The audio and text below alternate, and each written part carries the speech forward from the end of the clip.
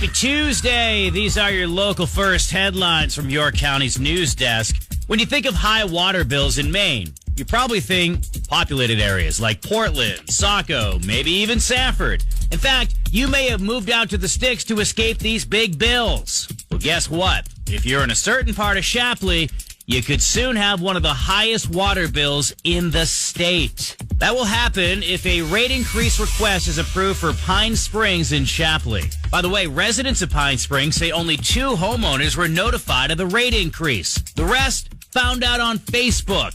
In a rate case filed with the Public Utilities Commission, the company claims they need to make a $123,000 revenue requirement, adding that they've been operating in the red for years.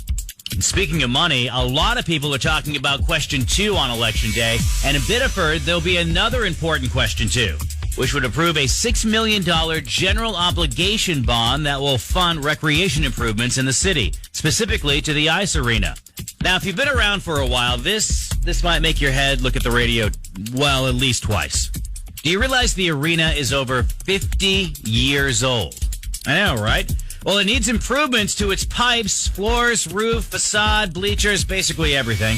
The rink is used by several youth leagues, high schools, and adult leagues from around southern Maine, making it one of the only public rinks in the area. Now, if this is the first time you've heard about needing upgrades and you want more information before you cast a vote, well, get informed at the J. Richard Martin Community Center with a meeting scheduled for 6 p.m. tonight. And remember when you bought Halloween candy back in September and felt real good about it? Yeah, you're ahead of the curve, prioritizing your holidays. You got Halloween taken care of. Yeah. How much of that candy do you have left? Not asking for a friend, asking for you.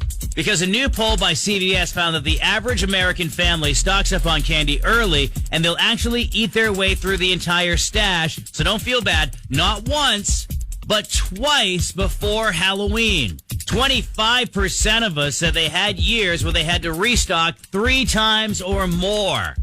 55% said they usually have to run out and buy more candy at the last second, no matter what. You know, because we all have scarcity issues. 40% of people with trick-or-treaters plan to have non-food items on hand, at least as a backup for kids with allergies, which is smart. I used to hate getting an apple. Ironically, apples are now my favorite food. So, joke's on me. Anyway, that's what's trending. Let's take a look at sports. York County's morning show.